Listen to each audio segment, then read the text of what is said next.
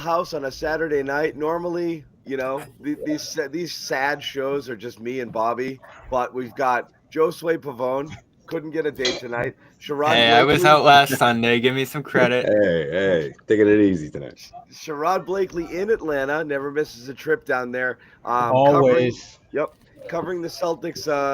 We get the This highlights right behind him. Look at I don't that. blame him. I I don't know blame him. we're getting copyrighted for this. But one thing we do want to tell you before we get started, and we'll mention this again later in the show, but one of the exciting things happening at CLNS Media this week, and for those of you out there in the Bay State who like to lay some action, from time to time, as I know some of you may, we are now partnered with FanDuel. It's the exclusive wagering partner of the CLNS Media Network and the frontline sponsor here at the Garden Report.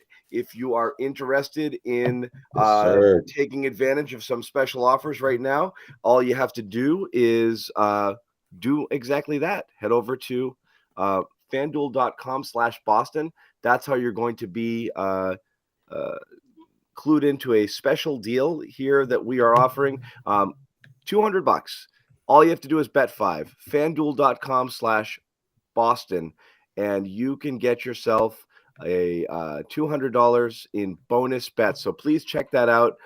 Definitely very cool. I think something that for those of you out there that like to play a little bit, it's as good an opportunity as you're going to have. Please do it through us, and if you are going to sign up, and you do sign up through the fanduel.com/Boston URL. Save the receipts, because there will be some bonuses that go out to some of our viewers and some of our fans when you do support our sponsors. So we do appreciate that. We'll tell you more a little later. We're going to get into the game. Celtics win. Sherrod, you were there, so you get to go first. Go. Good game. I mean, for the most part, I thought the Celtics, they came in here and they did what they hoped to do, which was get control of the game and never really seize control of that. I had a chance to talk to Malcolm Brogdon before the game, and we talked about just the approach going forward. And he said, for them, it's about seeding. It's about trying to get that number one spot back, because they know for them to do that, it's going to force them to play better than they have been playing of late. And the one other thing he said, and it felt almost like prophetic, looking at how this game was starting to kind of teeter-totter, he said it was important for them to finish games strong. And because remember, when they were going through those doldrums, it wasn't like they were playing bad games. It's just that they were playing bad stretches in those games, where they were having double-digit leads and they were just choking them away. You felt that this game was kind of teetering in that direction for a little bit. But the one thing that jumped out to me about this game was that they came up with so many big plays at the defensive end of the floor. Blake Griffin with a block shot near the end of the second quarter. Jaylen Brown got a steal layup for Derek White the other way, all within like a matter of seconds. Sam Hauser, I thought, made a couple of plays where he cut off driving lanes that led to turnovers. They did so many different little things that if you're trying to be the best team in the East and get that home court advantage throughout the playoffs, you're going to need to do that consistently. And this was a good start in that direction, but obviously they've got to figure out a way to do this with a lot more regularity going forward. Yep. Go ahead, Bobby. Tonight had some of the frustrations we've seen over the last week or two here, but you saw progress from all the different things Joe Mazzulla's talked about, which I think is the most encouraging thing out of this one, even if it wasn't a perfect game, is I think they played the way he wanted to pretty attentively throughout this one, and it worked to manage that lead through the second half due to those different Hawks runs. Lineup's still a work in progress. I thought the bench was great at extending that lead. The starters didn't do as well of a job maintaining it, especially late into the game, and you had all the highs and lows of Marcus Smart in this one again, which is going to be, I think, right up there among their priorities late this season, is not to mention seeding, as you said, Sherrod, but getting Smart right. And tonight he veered closer at times. Still a rough game from the field. Unspectacular finish with the ejection, but still those smart plays, the tip out offensive rebound and the three right after, that was a super important play down the stretch. That's another thing Joe's emphasized lately, are those offensive rebounds. And defensively, I thought he gave them some good plays throughout the course of this game too, but it was another night where you got White and Brogdon rolling, and Smart not as much on the offensive end, making a few mistakes, that missed layup, and It took until the ejection to finally get Brogdon back out there. That turnover too. Exactly. I mean, you knew he was trying to do something funky on that layup when he turned over. Most interesting thing about Marcus Smart and what's happened to him over the past few weeks is he's reverted back into old Marcus, not entirely with his play, even though there's more flashes of old Marcus than last year's I'm running the show, good point guard Marcus, but more in the fact that he has once again turned into that incredibly polarizing figure that's going to literally be the death of us throughout the rest of the year and into the postseason as too much Marcus, not enough Marcus. Is Marcus the reason you're winning? Is Marcus the reason you're losing? Is Marcus shooting too much? Should Marcus be closing? Should it be this guy? And he's going to be at the center of it.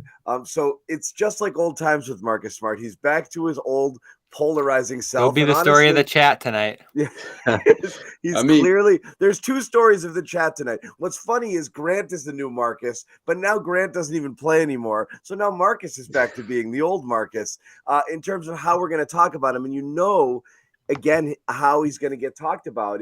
There's just that stuff that frustrates you to the point that you want to just rip your eyeballs out when you're watching it. And then it's, as you said, tip outs, clutch threes, great plays, perfectly timed grifts, to be able to draw fouls and things like that. And that he's still going to do that stuff. But, old Marcus used to rely entirely on that kind of stuff to justify his value. The guy we've seen over the course of the last year was a very, a much more consistent floor general and point guard and leader. So let's just focus on that. As far as his play on the court, is there some slippage here with Marcus? I mean, yes. Yeah. To a certain extent. I mean, offensively, sure. But in terms of being a playmaker, I mean, he's still making strides in the right direction, right? Yeah. I don't think it's one of those cases where he's completely gone the other way like he was last year, where he was still trying to figure things out. I mean, he's figured that part out. I just think that instead of the shot selection thing being more drawn out where it was before, you're seeing it in smaller stints. It's a little bit off in that regard in terms of when he wants to attack and when he wants to just decide to throw up shots. I mean, but as a point guard, he's been solid in my opinion. I mean, in terms of getting guys the ball, he just makes those plays every now and then. But then again, John, when the season started, it's exactly why they went out and got someone like Malcolm Brogdon, right, to reinforce when things are going bad. And I think that this was a good example of that, not just the ejection, but just overall. I felt like Brogdon had a good game. I think this team is starting to close out quarters better. I think that was the biggest drop off in that throughout that losing streak, especially in the fourth quarter. So yeah, they did make it a 2-possession game, the Hawks, but what mattered the most, the Celtics did close this out, and they did it with the 8-man rotation. Now, I think that's the part of this one when you're like, okay, well, the 3 guys off the bench played well, but like this whole playoff approach with Joe Mazzulla, it's interesting because it's a 6-game road trip, and it'll be interesting to see how he his approach night in and night out, if this is going to be the norm. Well, I think part of the issue, Josue, I think is that Marcus never really had guys that were close enough in terms of talent and ability to where there was legitimate competition to be the playmaker. Like if you're playing behind Kyrie Irving, guess what? He's better than you. When you're playing behind Isaiah Thomas, who was a 2-time All-Star, he's clearly better than you. But Malcolm Brogdon, Derek White are good players and have shown themselves to be really impactful players. And in many respects, they've shown to be better than Marcus. In other areas, not so much. And I think Marcus this season has been one of discovery for him, trying to figure out what can he do to be a stabilizing force. And I wish he would just stick to what he did last year, because that worked. I thought that worked really well, but I think now he's in his head, he's thinking sometimes I maybe need to score and take shots more. I need to take more chances with my passing. There are things that he's doing now that used to drive us nuts because there were things that he had control of not doing. And now he's reverting back to doing a lot of those things. And you just wonder if, Joe is going to get to the point where he's just going to just significantly cut his minutes, because if we're being honest and real, Malcolm is playing really good basketball. Derek White is playing really good basketball. And if you're talking about how you're going to divide the minutes between those 3, you definitely, I don't believe, should be giving them equal minutes. I think right now, if you had to have a pecking order, you kind of have to put Marcus at the back of that, just because of the fact that those other 2 guys are making a greater impact. And it's not that Marcus is making a bad one. It's just that those guys are making more right now. It's not bad one but he's clearly not physically all the way, there. I think he's been banged up. I mean, Bobby kind of, was among the first to, when he spoke to Marcus in the offseason, was kind of like, right before the season started. Was that right, Bobby? Yeah, That, training like, camp. yeah, the ankle's still like a massive issue. And like, it was like, oh, so he was dragging stuff from last year into this year and then just hasn't really been able to be fully healthy. I don't know if his conditioning was necessarily at exactly the point he'd wanted to be to begin the year. And Marcus has done that before, and he's come in and kind of played his way into peak Marcus. He's re-injured that same ankle 3 times. But he's injured it so many times at this point that I think he's, there's some juice missing there. And as Sherrod said, the other guys are playing really, really well. So it is, I think if you ran a poll, I think it's very obvious, you poll every single Celtics fan. I know there's a bunch of people that want to believe in Marcus, but I think it's D White 1, Malcolm 2, and Marcus 3, I think pretty clearly, definitively at this point. And I still, I'm still a big Marcus Smart believer. Don't get me wrong, but it's right now, just based on what we've seen the last few weeks, there really should be a different kind of pecking order. And here's another thing I'm gonna just throw out there, and it's from my conversation with Malcolm this morning, and I didn't know this until he brought it up. Malcolm has never been hit with a technical foul in his career. And my jaw just dropped. Smart guy too tonight. Thinking, like, how the hell can you be in the league this damn long and not pick up a technical at all? There were a couple. Yeah, he said there were a couple of close calls, where he was just, oh, ref, that's a bad call, but they didn't hit him with a tech. He said, but that's just who he is, and you have to respect that. That's how he plays. You can't expect that from Marcus Smart. But there has to be a lot that Marcus has to redefine and redraw that doesn't allow these type of things to happen. Because if they would have lost this game, damn well what the story would have been. Marcus Smart cost him a game. Yeah. Even though obviously there were other things that went down that didn't go their way. But the bottom line is he has to be better, not only in terms of his play, but also his poise. That's the thing that really kind of That's what's crazy to me. Like, the question there would be like, you do it with a 6, 7, 8 point lead or whatever it was at that point. Does he do it in a tie game? Does he have the wherewithal to not? Did he hedge? Did he kind of think about it and say, yeah, it's worth it. We're still gonna win, and I'm gonna get my pound of flesh here, because I wonder if there's a calculation or if it was just a straight up emotional reaction, regardless of game or situation. But yeah, that's the whole point. Like, you can't be the floor leader and also just be dumb. Like, not saying Marcus is dumb, but you just can't check your brain at the door at critical moments. Like, it's just not an option. You've always got to be able to rise above it. Of course, there are going to be moments where the heat of the game and X, Y, and Z, but that wasn't one. That was I didn't love that, so I'm going to go say something about it. It wasn't a dirty, dirty play. He didn't get friggin' rambused from behind or something like that. It just was kind of like, all right, I'm just going to take a walk by if you want, but don't put hands on people. Like, there was no point, no reason to do that at all. Because here's the thing. All it took was those couple of free throws, a quick Celtics turnover, a 3 by Atlanta, and now you've got a situation where you've got to get a basket on the road against a team that was pretty much ready to call it a night and just say that this was a good effort, good try type of game.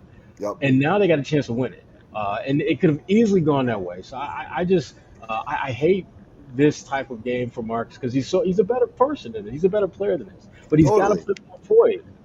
So my question would be this then, if Marcus is a little banged up and you're getting terrific play out of your other players and you're relatively healthy with everything else, at this point, again, not getting all over the load management debate again, would it be the worst thing in the world to, Horford him a little bit, 1 on, 1 off, maybe limit some minutes? Like, why do you need to ride Marcus 35, 36 minutes into every single game? And again, another 36 tonight, and that's with Brogdon playing great, and obviously White's starting. So when White's in there, White's going to get his 36 too. I understand it, but you went really short bench. You went with an 8-person bench. You're leaving a lot on the table here. I think you can get away with. Well, Pritchard's hurt now, right? Yeah, but the Pritchard thing doesn't help, but you can get away with less if you really needed to.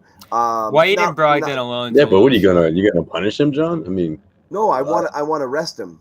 I think you rest him after the break, though. After the road trip, though. No, I think this is an important time where you want to get the most out of these guys. And here's what we're talking about. I'm glad too. Brogdon's talking about the standings because no one has mentioned that. So that's a development for me. Yeah, that's one, Josue, but you're also looking to reestablish rhythm with Smart and get him back to being himself. I mean, we've had this conversation about him for 6 years at the least, whether he's helping you or hurting you more. I think at this point we know he's helping you more than he's hurting you in the aggregate, especially in a playoff situation. Down the stretches of these games, I think he does some random stuff like the tip out tonight that can really help you. But the decision making, he doesn't seem in a flow, in a rhythm, in a connection with everybody, whether it was that weird high post shot turnaround he took tonight, some of the timing on the passes, and then of course I think the transition play was just a brain fart that he was wide open on in that situation. So you had a ton of stuff going on with him tonight, but I feel the same way about him that I do as Grant.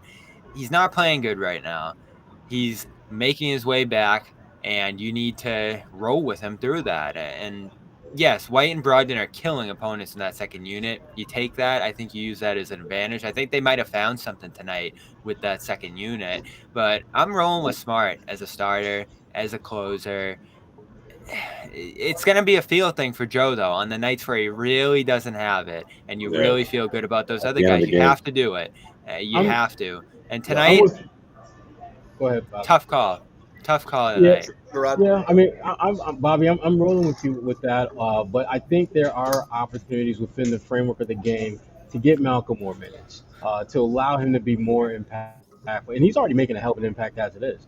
I think you have to look at ways to not necessarily carve Marcus out of what you're trying to do, but just trim back some of those minutes. Because Marcus, at this point, he should be high 20s, maybe low 30s. He should not be playing.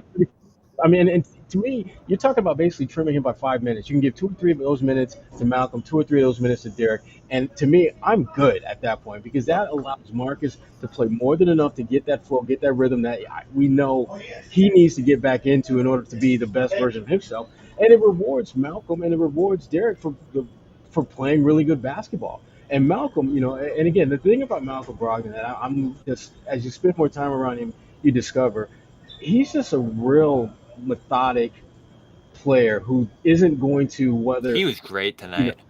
Whether things are crazy or whether things are just real mellow, he's not going to change his demeanor.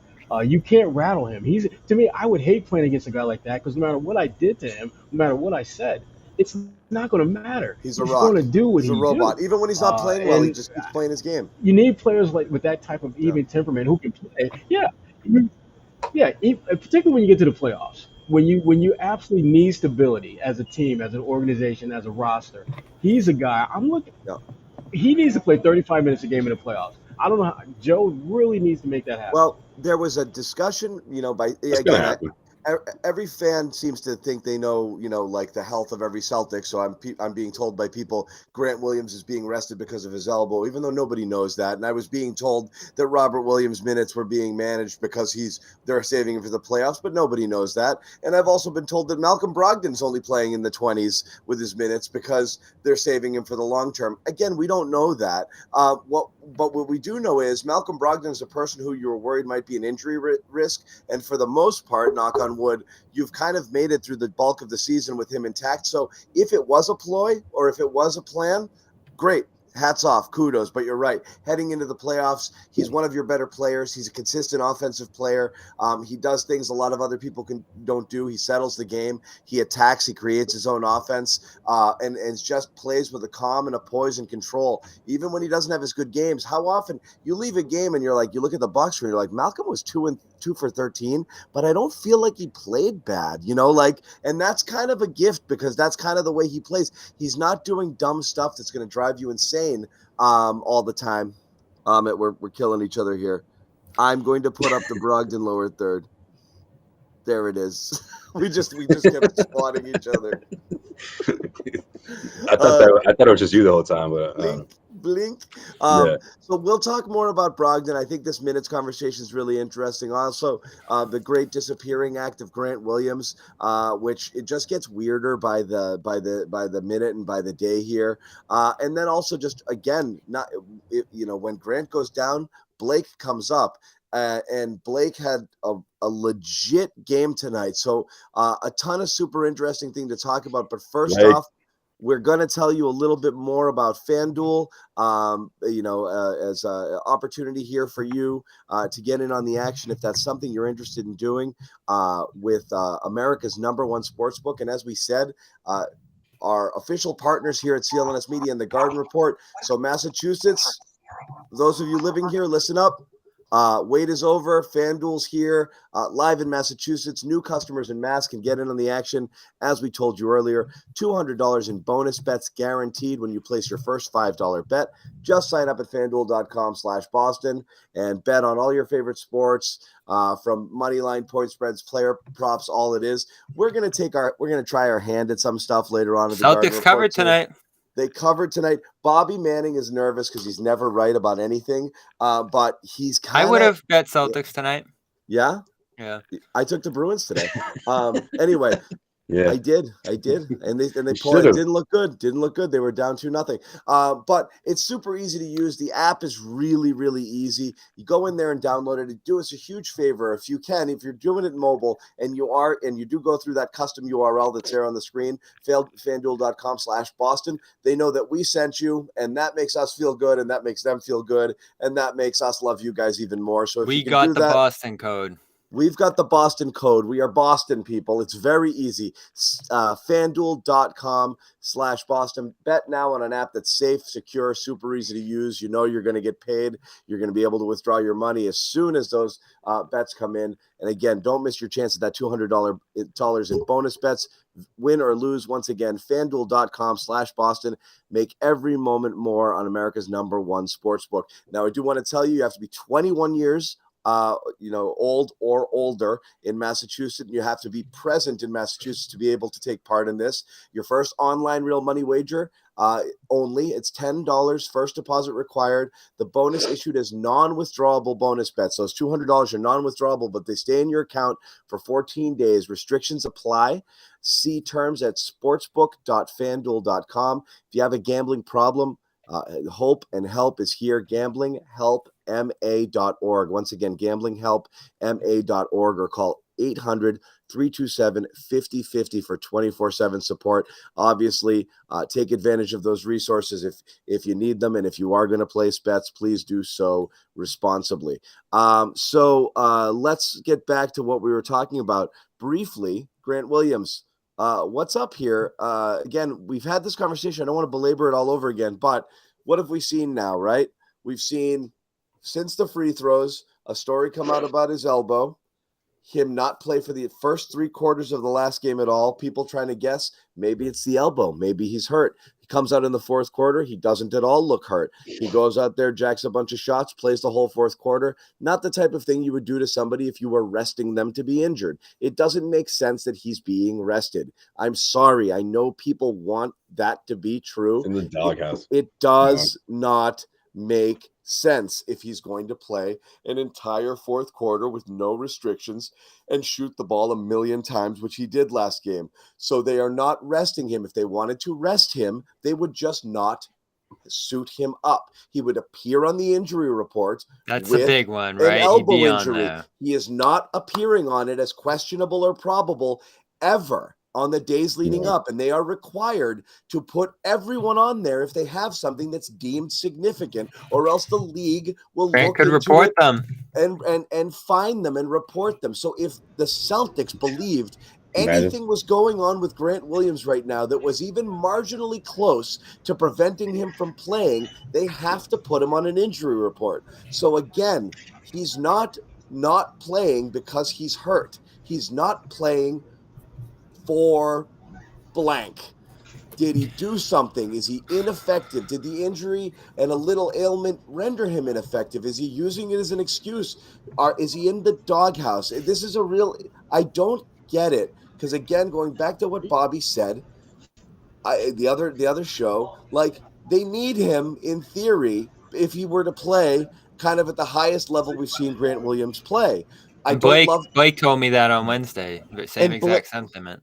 Yeah, and so I get the feeling that behind the scenes there's a sentiment that, like, there's something not right with the Grant's the way Grant's approaching the game, his mentality, he's got himself into a slump. He's not as effective as he once was, and they think he can get out of it, but he hasn't been able to get himself out of it. So, Sherrod, again, I'll start with you. I don't know if you have any insights into this or any kind of informed opinions on what you think is going on with this guy.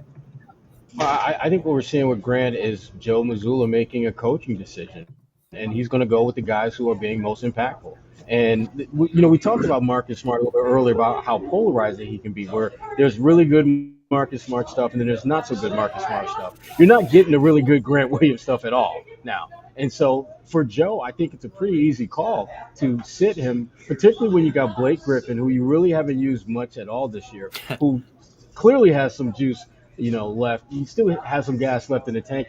And you've got Sam Hauser playing not great defense, but absolutely acceptable defense, and he's knocking down shots lately. So those two factors to me are the rationale, if you're Joe Mazzulla, why you're not going to play Grant. Because if he's not going to stretch the floor, his defense isn't standing out. What exactly is he giving us when he's on the floor right now? Right. Yeah.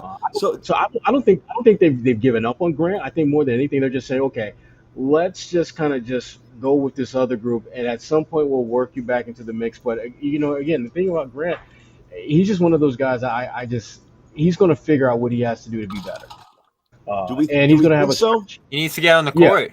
Yeah, do so. I think so. But I think he's got to earn it. I think he has to earn back Mazzulla's trust. I mean, I don't think it was. How do you do that?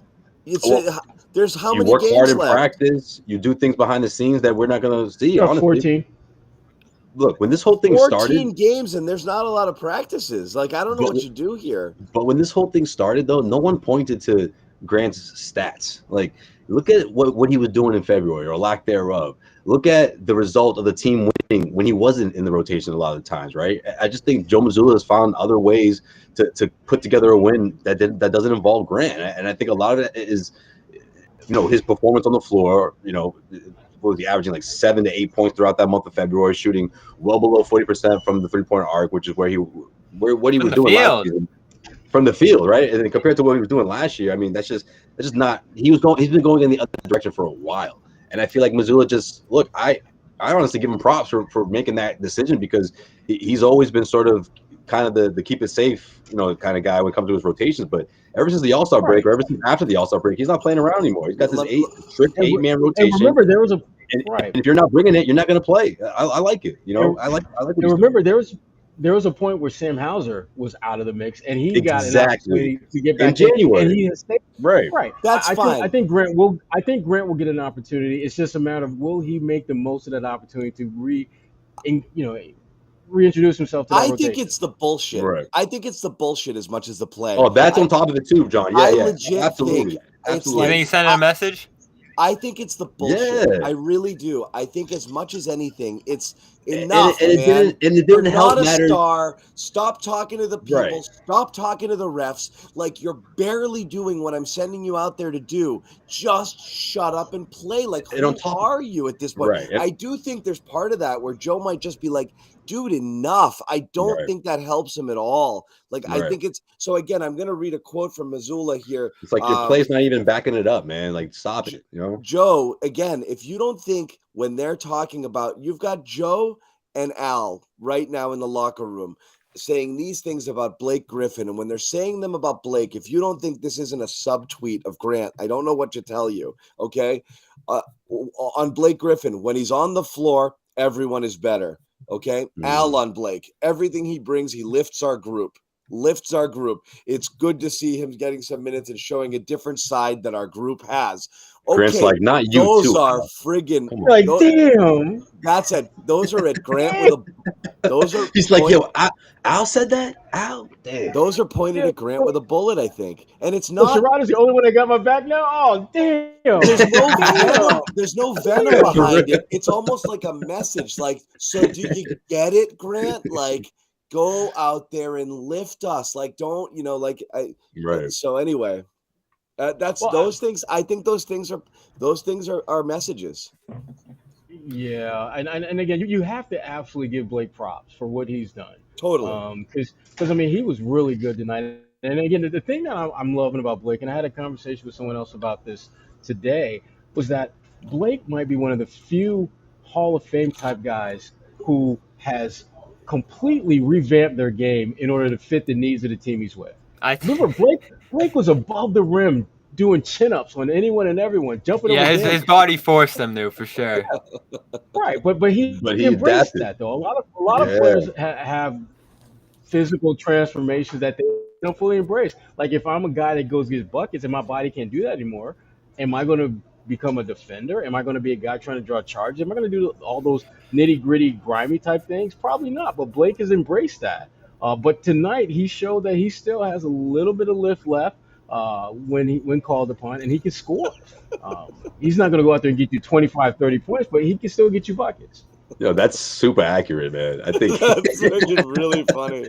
I think Grant's gonna be like, "Yo, Al said that, really, Al?" I don't know if there are any Simpsons fans out. I'm still keeping my Grant stock. Any I'm Simpsons still keeping fans my out Grant there, stock. I don't if care what there's none of They y'all need think. any- Grant. If about you've seen that. the Valentine's Day episode of The Simpsons when with Ralph and Lisa when she breaks his heart. If anybody's seen that, that's what it's just, and they slow mo it, and she does it on national TV at the Krusty special, and it's and like that's what happened here with Grant and Al. Really brutal stuff. But look, I mean, again, I said this the other day. I really believe that this is not the end of Grant's story. I think there's more. Right. I think there's a chance of redemption here, but The he's chance, running out of John, is that time. they have nobody else. I mean, Blake isn't Grant. Like he brings a role to this team that's important. He gives you relief on nights when you need it, particularly when Robert Williams is down. But Blake isn't going to play the role Grant played last postseason, and I don't think Mike Muscala is in that fold either. He has disappeared as well. And Luke certainly isn't Grant either. You need Grant. He does things no one else in that front court does. He just needs to get back in a rhythm, just like Smart, and that's why I do want to see him out there down the stretch. Could the antics be part of it, John? I think so. But we know Ime Udoka was willing to bench him as well, and Grant was playing so well last year that he wouldn't do it. And even Ime had his confrontations with Grant publicly over doing too much. I think it got to that point with Grant this year, particularly on attacking closeouts, where he took some wild shots. I think he had a 1 for 8, 0 for 8 game against Charlotte at one point, driving and shooting from in between. He's below 40% on mid-range shots this year. So they have this shot profile where they're trying to get off a ton of threes. And I know we think of Grant as a three-point shooter, but he's actually not shooting a lot of threes. 3 per game. Hauser takes more, even though Hauser plays less. I mean, Hauser just gets it off quicker, and that's the difference. Honestly, between them right now, I think Hauser's the guy who's really emerging and pushing. That's what we saw happen. And again, how much of this is, and again, I'll make another kind of analogy here. It's like anyone who watched the movie Moneyball. Billy Beane had a team and he wanted it to play a certain way, and the manager wouldn't play it. Said, but I want you to do this and I want you to do that. And the personnel here, and I'm going to put this guy here, and so he trades them. It's Joe's got these guys and he wants them to shoot threes. So he's like, I'm just going to put Hauser out there, and I don't give a crap because I know that he's going to do what I want him to do. And does Hauser ever shoot a 2? Every time he catches the ball, the dude's jacking a 3. And so, someone put this in the chat earlier, and I'm curious your guys' take on it. Like Grant, I think some teams adjusted to him. They started running him off the 3-point line there a little bit. But we did see him attack some closeouts early in the year and do some things we hadn't seen, some floaters and stuff like that, and a little bit of mid-range that we hadn't really seen from him, or trying to take it. And I think that stopped too. And he really can't. He was never comfortable doing that. He's not comfortable, and he can't get all the way to the basket. And that's certainly the place you don't want to be, is a running floater if you're a 6'6" guy approaching the trees there, when really what you wanted to do was shoot. So I think Grant kind of got stuck. And somebody put in the chat, like, do you think some of the stuff he was doing earlier in the year that we're like, oh, that's different, is like hurting him now? Actually, because it isn't. It isn't what you actually need him to do, which is honestly, sometimes it's basic. Like sometimes guys like Grant, you don't need them to evolve. You just need to be the thing that you were and be good at that. It's exactly what Ime said last year. He has a narrow role, and we need him to stay in it. That's it. So stay in your narrow role. Don't try to be Draymond. Don't try to be this guy. Don't try to be a bigger thing. But yeah. Well, if you're not going to step But it up, I mean, he never got comfortable doing it. That was the problem. Sherrod, yeah. Well, I was going to say that, and the fact that the one thing that I thought got to be pretty effective with was that corner three and being a defender.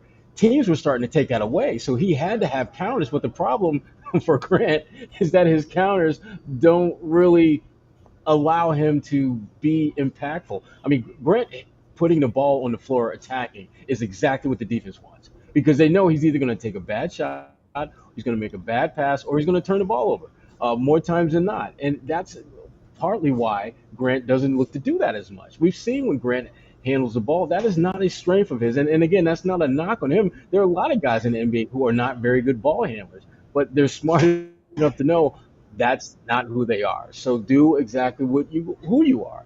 And I think Grant, and his desire to get better and become a more well-rounded player, I do think that some of what would be staples of his game, I think he got away from. And I think he needs, hopefully this time off the court, it'll get him back to thinking about and focusing on things that he's really good at. Yeah, and the irony of Grant is that he had to change his game from what he was in college, because physically his profile wouldn't allow him to do the sort of things that made him a very effective college player.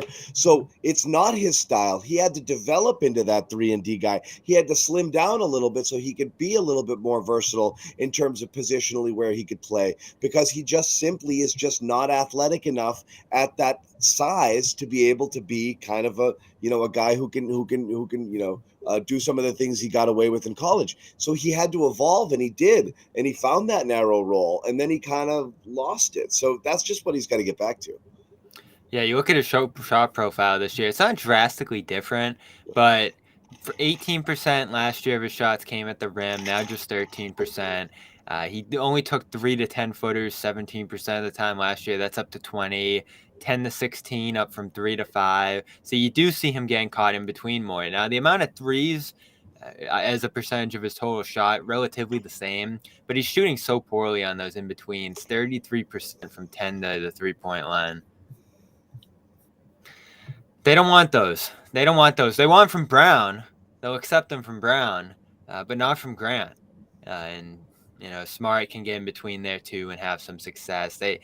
I think they're selective about the mid-rangers they want to take, and Grant doesn't fit that profile. They need him to be a three-point shooter, and maybe that's what he's working on behind the scenes, is ways to get that shot off, the sidestep, whatever it needs to be. He can't just out-fake, though, and put the ball on the floor and halt the flow of the offense. They want to get those shots off quick, and that's where turnovers come in recently. They want to get those threes off quickly so they're not turning the ball over. They have a game style they want to play, and Grant just seemed to veer from that. But I don't agree with taking him out of the rotation as a solution to that. I don't think that's going to help him. Maybe it gets his mind right. I guess there's an argument for that. But you actually have to be out on the floor playing. I don't get it at all. Who you are. He needed that reality check. He needed that. Look, you're not a. It's not a matchup thing either. I don't believe that. Well, that's what we thought at first, and again, we're giving him the benefit of the doubt. It's clearly not that, Bobby, because it never made sense, right? That's why I think Joe Mazzulla wants to put him in the doghouse right now and say, "Hey, look, you think this spot rotation that you have is permanent? It's not." And this is his message to him. I like it. You do it now. You still have 13 games left. I mean, I don't think it's set in stone, but he's gonna have to regain Mazzulla's trust. When do you go back to him? Well, one of these matchups on the strip, he needs to play, and he needs to. And it can't just be like matchup mop-up minutes. He's got to play at some point. I wouldn't be surprised if it's like someone like Houston. That'd be a good one to throw him out there against. Houston, that's what I mean. One of those teams. You can't send him against the Rockets, can you? You can do anything. He's out of the rotation. You can do it. You're the coach. Bobby, it's a G League team. He's not coming back. Why the heck not? He may not. You're just going to throw him in game 1 of the playoffs after he misses 15, 20 games in a row? I think if it's a message, you probably do. At some point, he's got a whatever, but I don't think it's a message. I think some games he's like, I don't think I need Grant tonight. I actually just think. You were the one who said it was a message. I thought it. No, meaning like I didn't say it was a message. I think the total package of what Grant is and what he's been doing has reached a point where I just don't think Joe's just not about Grant right now. So I don't think it's a Right. message in the sense It's of both. like, sit there, here's your punishment, and I'll bring you back and you better behave. I think he's just like, I don't think I need this guy. We'll continue this conversation. We lost Sherrod briefly. We'll try to get And him that's back. the message. We do want to tell you again about another one of our sponsors here. And yes, we are flush with sponsors. And yes, that's because you guys are awesome and support them. So we do appreciate that. For those of you out there interested in HelloFresh, by now you should know, what do? We partner with America's #1 everything, okay? America's #1 sportsbook in FanDuel, the #1 meal kit in HelloFresh. It makes mealtime easy, fresh, wholesome ingredients delivered to your door. You don't have to go to the grocery store. You don't have to pay restaurant prices. March is National Nutrition Month, if you didn't know I was going to that. say that. National Nutrition Month. HelloFresh makes it easy to choose delicious, dietitian-approved meals, which is what I did. I got healthy stuff for my latest delivery here, and that's one of the cool things about it. I think really It was lets still bomb, wasn't it? You know what it is too, John? Yeah. Eating out's insanely expensive at Well, this point. I can't believe every eating time out's I go out, I'm bananas like, now. "Ugh." Like we've reached a tipping point on eating out where like even a large sub sandwich at your local like Greek owned pizza shop is like $13.99. I'm like, And that's like forget if you want delivery. Jeez. that was like you're paying entree prices for a friggin' sandwich, and I can eat like 3 of those. So like I don't even do it anymore. But this is great. And again, honestly, for those that don't, you eat, it's a plate of food. It's hot food prepared. It's a different recipe than you would normally make. You can, especially with this healthy meal, you can keep all of your meals under 700 calories, which is great. And you're going to feel full, and you're going to feel nourished, and you're going to feel fulfilled. So again, please check that out. There's a lot of great options out there. You can customize it, get whatever you want, and mix and match if you want proteins and sides and whatever it is. So again, go to hellofresh.com/garden60. Use that code garden60, 60% off plus free shipping. Once again, hellofresh.com/garden, 60% off, which is a great deal. 60% off plus free shipping. And if you do it, you support HelloFresh, you get a Give me one of t-shirt. those shirts. I support it. I like that one. Garden Report. That one's fire. That one's fire. You get a Garden Love Report that t-shirt.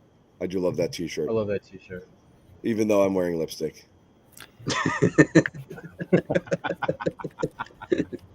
Yeah, Sherrod and I are crushing it. I don't know about everybody else. Yeah. I love that t-shirt. Me and John are fighting for 4th on that top 5. It looks like it's snowed on Bobby's head,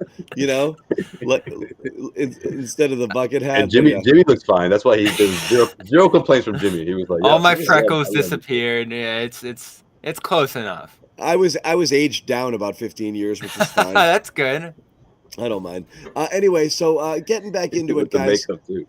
We talked about you had a great Tatum game tonight, but Tatum's Tatum. The Hawks played no defense, but he had it going. Well, you know what he did? This could He have been was super aggressive. This could have been a 50-point Tatum game if he wanted it. Didn't feel like it. I think he could have gotten anything he wanted tonight. You think he's listening to Joe's 3-point message? Launching them. Just fire bombs 14. away.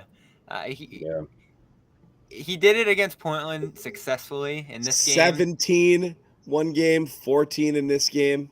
Did he have 17 against Portland? He had 17 in the overtime game against the Knicks, maybe? The Knicks game, yeah.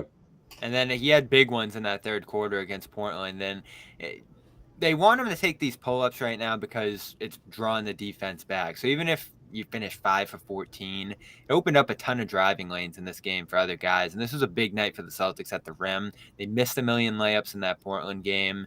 I thought they got back to their finishing inside in this game, particularly Brogdon. Blake had some nice cleanups at the rim. Brown got downhill. So they want Tatum firing these threes because it's going to open up areas for other guys to score. And, it can look ugly at times. It just one possession he's pulling up and nailing it. The other, it's like rolling off the back of the rim or hitting the side of it. I still don't understand the shooting season he's having. He's right at league average, I guess, but this is a guy who has been an elite shooter at certain points of his career, and I guess it's just the volume that impacts that along with the pressure. Because 5 of 14, you want to. If he was like 6 or 7, that would be an amazing night. Instead, you're probably just a little below what you're looking for in that kind of volume. Yeah, it's basically where you're at, and that's the thing is the volume brings the number down. He's shooting an insane amount of threes per game, and obviously he's also the person saddled with those kind of late in the clock ball in my hands. What am I going to do? Sort of threes, and he So shoots you're those as sneaking well. in just enough tough ones that it's going to bring the So there's percentage enough down. tough ones that Right. throws it down. And also, I mean, how many times does the ball rotate over to how many wide open ones does he get? I mean, he just gets too much attention. So again, you have to factor that into the numbers. I've been a little tough on him because you'd still like to see it a tick higher because he does miss he does miss more like quote unquote gimmies, but he doesn't have tons of them. There's always somebody around him. It's always, somewhat contested. He has to create a lot of them himself. So yeah, it's the volume, and he's not afraid to shoot those threes at all. We talked a little bit about him, but Hauser, What a big night. again, it's always Loved his game. that trade-off. Like you see that one play where he switches on to DeJounte Murray Dejounte Murray. and Layup. Murray cooks him, crosses him over, goes to the left, he's gone, standing still, and you're like, okay, that's the downside. And teams see that and they hunt him like crazy on these switches, but that doesn't happen as often as you would think, where he gets absolutely dusted. But you know what happens, John? When they do that, it takes them out of their normal Takes them out of their rhythm. And if he's able, and the thing that the Celtics have figured out, I think more times than not, they have figured out how to get him help so that he doesn't get totally cooked. Because, I mean, DeJounte Murray, I mean, he's cooking pretty much most players if he gets them in an ISO situation. So I don't look at that as this huge, detriment to Sam because Sam basically falls in line with about 85, 90% of the players at that position when you're trying to guard DeJounte Murray. He's that good. But the Celtics have done a much better job as we've gotten deeper into the season of figuring out where to bring the help for Sam so that he doesn't get cooked. And Sam's job then is if they're going to give me help defensively, I need to help my team offensively. And his confidence in terms of shot taking and shot making is very different the last couple of weeks than it was. And really, I go back to when he got benched and when he got an opportunity to get back into the rotation. He has not done anything detrimental to his status being in that rotation. He looks like himself again. He looks like the guy that was knocking down threes back in November and December, and looked like one of the biggest steals on the Celtics roster. And that's what they're going to need if they're going to have that kind of deep playoff run that they've been talking about all season. You know what's exciting too? They're running plays for him. Yeah, that's true. As they should. He's your best. He's your best flat out shooter. Why the hell are you not running plays for the guy that his job literally is to make shots? Well, yeah, and also because this is significant because I feel like the biggest reason why he was out of that rotation or in Joe Mazzulla's doghouse was because he was getting cooked on defense a lot of the time. And that last time it happened, it was against the Charlotte Hornets. And ever since that moment, it seemed like, okay, now when I'm coming in, I got to make sure I lock down defensively or I get back in transition when the Celtics are giving up a whole lot of points and not focus so much on if I miss 2 or 3 3-pointers, I'm going to be benched. You know what I mean? I feel like he had that headspace in a way, but also knowing that, look, if I buckle down defensively, I'm going to get extended minutes. And those extended minutes have led to what we're seeing now, him finding that rhythm offensively and being consistent. And once that consistency is shown, that's when you're able to put yourself in that rotation. You're there for good. And that's where he's been ever since, right before the All-Star break and right into after the break. He hasn't really slowed down since. I love what Sherrod said because I do think Celtics should know this above all else. One of the things, the two instances you see the Celtics offense grind to a halt most often is those late game situations where for some reason or another they just slow it.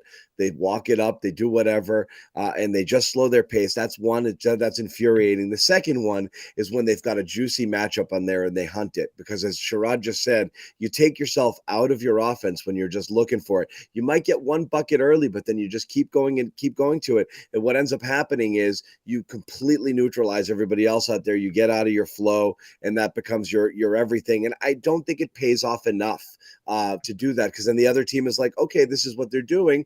Then they're kind of set up for it. They're ready to help, and it just isn't as effective as you would think. I understand if back when Isaiah was playing and you're like, okay, let's just switch and get somebody on him in the post, and there's nothing he's going to be able to. When you have massive size mismatches or something like that, sure. But just switching on to trying to get Hauser to switch onto you so you can try to cook him every single time, it's going to burn you. So the Celtics, I wonder if they know that after having kind of suffered through some pitfalls on their own of like, we're not great when we hunt matchups. So maybe actually we can use this to our advantage, and maybe people will be sitting hunting Hauser matchups all day long, and that'll take them out of their rhythm. I don't know if that factors in the calculation, but it never goes as bad as you would think. You have a play like that against Murray, and then it's like, it didn't happen again. Everything was actually okay the rest of the time.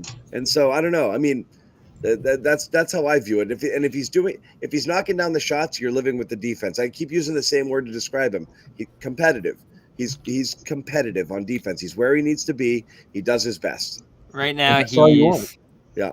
He's in the 45th percentile, so he's an average isolation He's fine. defender. That's the thing, is everyone's talking about him like he's unplayably bad. He's not. If he's somewhere in that mid range, he's fine. He's fine. You know, it's interesting. He gives up 0.96 points per possession on isolations. Grant gives up 0.93. So it's been comparable in that spot. Even Al, at 0.97, and he's not isolated a lot, but you know, you're basically getting one possession a game where teams are lining up Hauser on average. Might be some more, some games, might be some less, and it probably varies based on how much he plays. But he's done a better job with it, and he's big. I think that's what we forget. 6'8", taller than Grant. I don't know if he's longer. We'd have to take out the tape measure again. Kind of thick. I mean, Sam is. You gotta get in there, thicker Bobby. than people realize. I mean, he's no twig. Out yeah, he's not a teeny guy. Yeah. He's got good size for the wing position, and even the 4 in today's game. In today's game, he's perfect. He's ideal. Yeah, we're gonna talk a little bit about Bobby's favorite. Excuse me, old man Al. I thought you were gonna do a Luke segment. No. Are we really? No. We're gonna pivot to a guy who's the original favorite. The OG, the guy right there over the shoulder. And again, I want to tell you, over my shoulder, if you see that little code there, that gets you right to our FanDuel. Yeah, a little to the right, there. John. Little. There you go. That one. This guy. Anyway, you can scan that code at any time if you want to get in on the action with FanDuel, as we told you earlier in the broadcast. FanDuel.com/Boston is going to take you right there. If you are interested in signing up, really quick, tell you about AG1 as well, which you know about. But again, one of America's number one, supplements out there on the market, athleticgreens.com/garden. If you go there, you get that 1-year supply, vitamin D5 free travel packs with your first purchase. What can we say about AG1? It's terrific. 75 vitamins, minerals, 1 scoop of water. Take it in the morning and you are good to go. Takes care of all of your health needs. Anything that you might be chasing by getting a bunch of different pills and supplements yourself, you can get it all with AG1.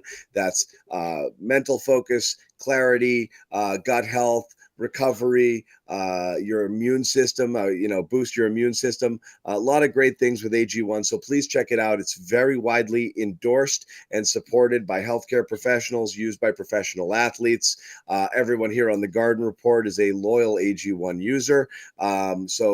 Check it out. Do your own research. If you are interested in it, please check it out. But make sure you go and get some through that athleticgreens.com/garden URL there. Take advantage of the free gift, the 1-year supply, vitamin D5 free travel packs with your first purchase. And of course, that phenomenal t-shirt, which, I mean, not phenomenal. It doesn't say phenomenal. It is a phenomenal Garden Report t-shirt. Get that. The form is in our show description. You can go get that. Fill it out, and we will send you a t-shirt, we promise, right away. Back to this game, guys. Bobby tweeted late in the game. I don't think nationally, what was it, Bobby? People realize what we're seeing. Al is playing right now. Yeah. Balling. Don't think enough people nationally realize how good Al Horford's playing right now. I'm not calling you out for hyperbole, but he's been friggin' great.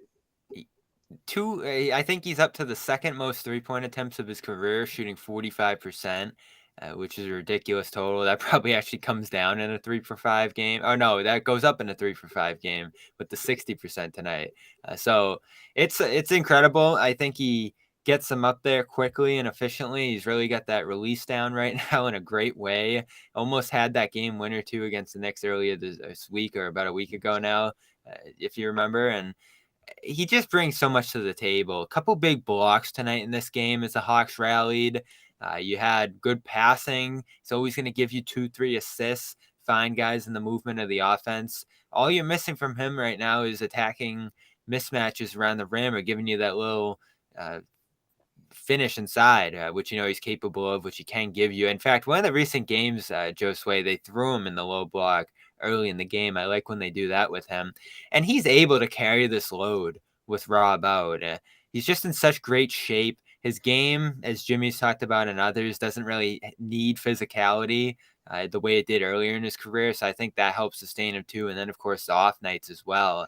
He's playing so well. You don't even worry as much about Rob being out. And like we've talked about, you might even be better off with Al at center than Rob, the way you want to play stylistically. It is. You're giving up a ton in some cases. You're giving up a ton because you see the rebounding thing.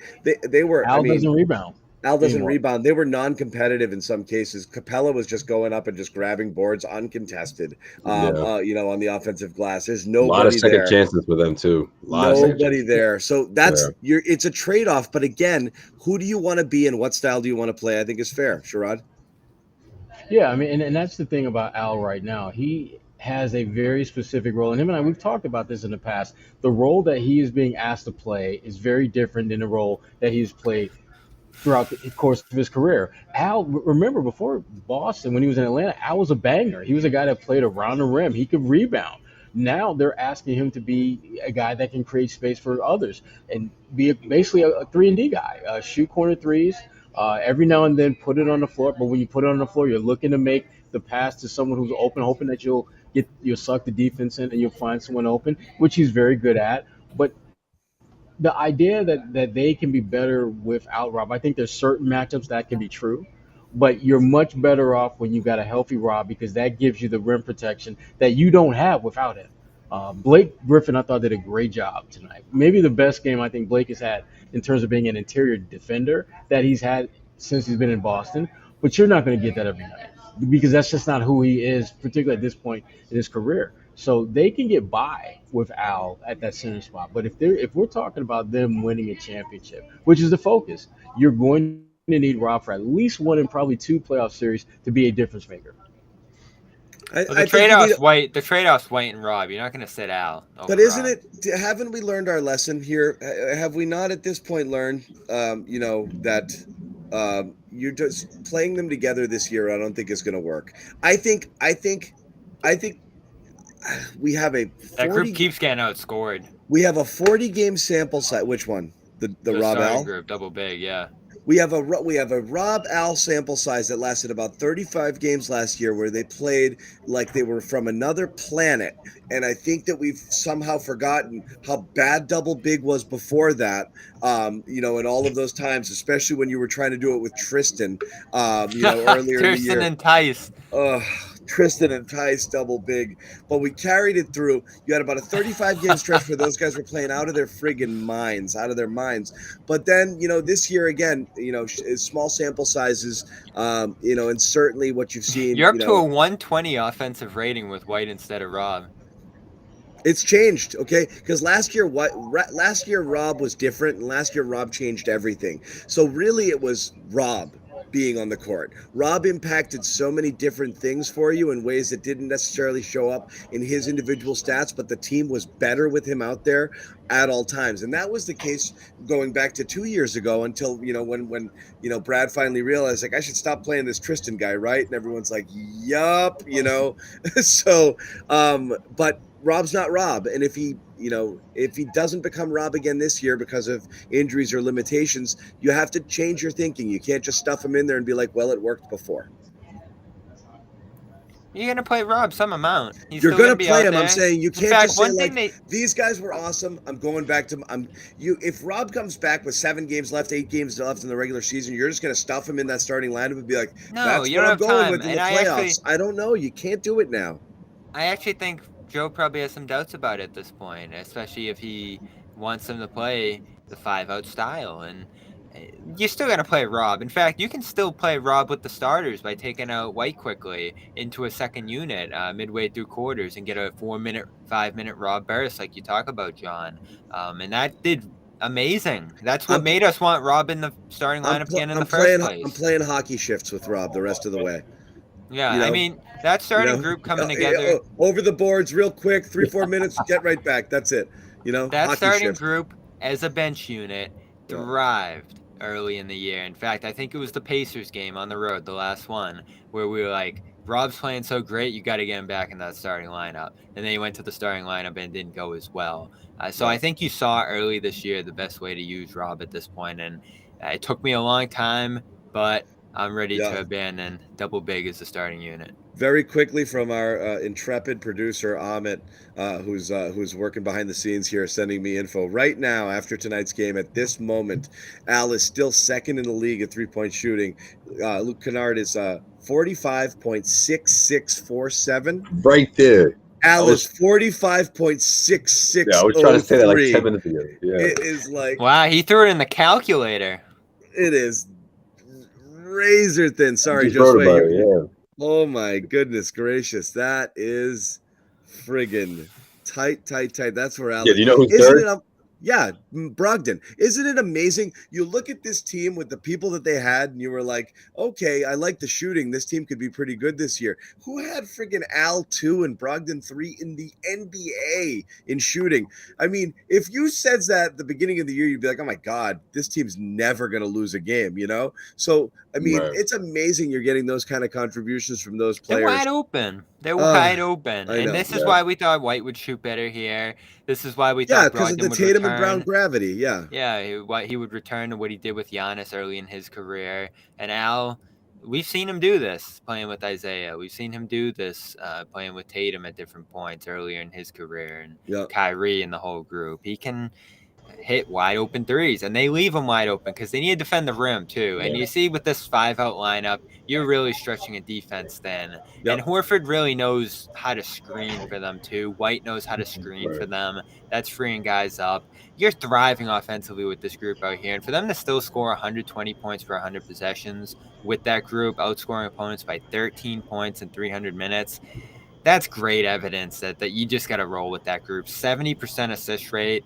The only thing, John, like you said, you lose about like 6 points on the defensive rebounding, and you really lose most of your offensive rebounding without Rob out there. But like I said, you're still going to play him. You're still going to play him a lot. You can stagger those bigs. Then you don't even have to play Blake, Cornette, all those guys down the line, Muscala. You can just share those two's minutes. But the other thing too, Bobby, is that it kind of goes back to your point you made earlier about Tatum and his shooting.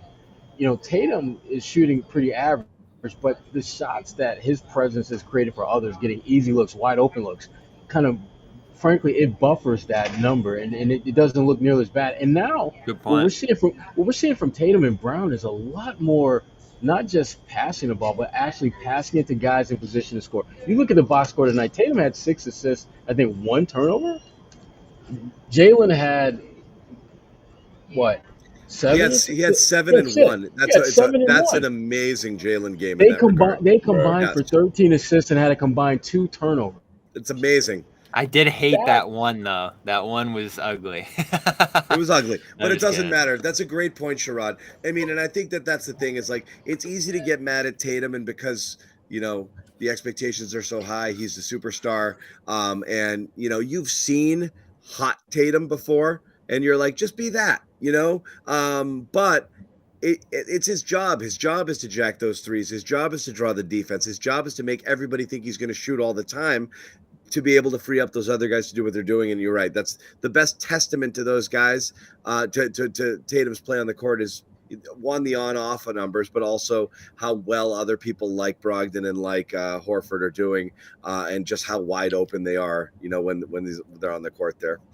That's the best part about this one tonight. Yep. You're seeing the team respond to what Joe wants them to do, top to bottom, responding to his emphases. And I think all the different little areas he talks about, whether it's offensive rebounding, whether it's the amount of threes they want to take, or the fouling, like the 4 factors, they're keyed in on all that. I guess the only thing that, and of course the threes do worry me, but the only other thing I think about, like, really hammering on this very analytical style of play, because when you hear Joe talk in the huddle, he's pointing out these stats, right? He's pointing out the different advantages they have in terms of shot output or percentages or things. Is that going to keep guys keyed in, engaged, Is it going to keep guys overthinking? Because they have these lapses, right? And you even saw them tonight. The lead slips to 5, the lead slips to 8, the lead slips to 7. It's going to happen in games, but it's happened a little bit consistently for them. And you do have to have Joe reining in things with the timeout again. You do have to have Joe making tough lineup decisions down the stretch of games. I just wonder if there's just sort of this really tight focus on analytics that is going to leave guys overthinking a little bit out there on the floor rather than just making a basketball play. Well, it is weird. Feel of the game. It's weird how adamant he's gotten about it, like demonstrative. Don't even see it in their play, John. Like they're like, we got to get to. Wait, should we shoot it? Should we shoot the 3 instead? Should we shoot the 3 instead? It's actually weird to insist on it in the way that he does. And at this point, to be able to do it, it actually means that he hasn't seen it nearly as much as he wants. And I think a lot of what the stuff you're seeing, again, I really do believe the Hauser stuff now is like, I know this guy's doing, like, if the guys I'm putting out there won't, I'm going to put guys out who will. I'm not saying Blake does for sure, too. Yeah. I mean, Blake will, sure, yeah, I'll shoot it if I'm over here. Why not? But it doesn't matter. Like, I do think he is really, really, really convinced that's the way. And I'm not going to argue that it's not. But you're right. It does. You do wonder if it jives with the idea of, like, can't we just like take what the game gives us and just play within the flow and play ball and like take open shots when they're open, but otherwise don't? Or is my goal out here just to try to find the first open 3 we can possibly get and take it? Is that who we want to be? So there is still a weird little identity kind of, I wouldn't say crisis, but, trying to figure out exactly how they're going to play, after the way they played early in the year. I really think Joe just wants that again. Like, we were moving the ball so well and it was resulting in so many good looks. Can't we just be that? Don't dribble, don't try to don't set guys up, just move it and jack it and go. And whatever happens, happens. I think that's who he wants to be. So I don't know. There's a lot more to talk about. They're on the road. Only 8 turnovers tonight's pretty good too. We'll be here. Are any of you lunatics covering any of these other games on the road here? Sherrod? I'll be in Portland. Yeah, I'll be in Portland and Salt Lake City. Crazy kids. All right. Well, we'll all be here doing Garden Reports. We'll be trying to track down Sherrod. It must be spring break. From the road. It's spring break for me. So is it for you too? Yeah. Not making it to Sacramento though, Sherrod, huh? That's the most exciting environment, I think, on the I have class on that period of time. Yeah. So right. the Draper Sherrod reunion will not occur. Oh, that's right. Shout out to Kyle Draper, who came out and made a big announcement about himself, a personal announcement that he'd been battling, his own problems with alcohol, and he's been sober for 6 years, and he put it out there kind of for the world to know. And so it's, hats off to Drapes for proud of my boy. Yeah, for doing what he's done and for the struggle that he's gone through and for being open about it. And I know he's gotten a lot of love on Twitter, but for those of you out there that remember Drapes from his NBC days, and obviously one of Sherrod's close personal friends, and we all worked together over at NBC together. Good for Drapes. So since you mentioned Sacramento, we'll give a shout out to Drapes. 6 years sober. Congrats, buddy. We're gonna wrap. He told us don't sleep on Sacramento too. He's been saying that, so this is the year, I guess. He did. Get me some Draper on the show when we do it. We're going to tell you one more time because it's a big thing for us. And again, I've gotten some tweets on it for those of you looking to sign up. FanDuel.com/Boston. Again, the FanDuel, America's #1 sportsbook, has partnered with us here at CLNS Media as their #1 digital partner here in the market. FanDuel.com/Boston. FanDuel is the exclusive wagering partner of the CLNS Media Network. So again, go check that out. Take advantage of a terrific promotion, which is right here on the screen. As you can see, bet 5, get 200 bonus bets. Again, that's the URL. There's a little code there. You can scan that on your screen if you want to check it out, and it'll take you right to it. Really easy to do on mobile. Go sign up fast. If you're interested in doing this kind of stuff, this is a great place to do it. Again, it's safe, it's easy, it's fun. And again, if this is your thing, FanDuel is, as we said, #1 sportsbook in America, one of the most trusted sportsbooks out there. So you can always feel good about placing your money here. You're going to try it out anyway. It's new, it's fresh, just got here. It's funny money. It's funny money. You bet 5, you get 200. You play around with it. See what happens there. Again, please gamble responsibly. If this is something that you are interested in, make sure you place your bets. And go to FanDuel. Take advantage of the offer. If you do this again, FanDuel.com/Boston, as we said, it really helps us out here at the Garden Report. So we would really greatly appreciate it. We always appreciate you guys. Josue's gone. We always appreciate you guys. As soon as you put that down. I reached down for a second. Damn. We appreciate you guys joining us as always. Magic beat the Heat tonight, and the Golden State came back, and they looks like they took down the Bucks in OT. Yeah, crazy game. And they were. By down. the way, I didn't even say it tonight. This is probably the team you want to play round 1, right? Atlanta. Yeah. There's no way Atlanta can beat you. It's 4 or 5 games. Yo, send us to the ATL. Let's do it. Come on, Bring it. That's what Josue's thinking about. I was talking about the ease of victory. That too. That's right. Yeah. Yeah. Put this thing on the screen one more time. I think it's kind of cool. If you scan it, I can see it. Somebody scan it right now. Anybody. I'm on. Light it up. Yeah, I saw it. It lights up. 700. It lights up for me. Give me another one. Anybody. Just pull out your phone. A lot of people are watching on their phone. There you go. That's me. Okay. Yeah, we can see it. I just did it. Yep, there's another one. Scan it, boom, we can see it. It lights up. I get a little prompt when you do it. Again, go check that out for the FanDuel situations here if you guys are interested in signing up. We really would appreciate it. We're going to wrap it. Thanks again for hanging out with us at the Garden Report. Sherrod Blakely in Atlanta. Bobby Manning, dressed for success with his Horford jersey in the background in case he needs it. I got throwback here. Yeah. Hey, I know what that is. Yeah. Oh, look at me. Me too.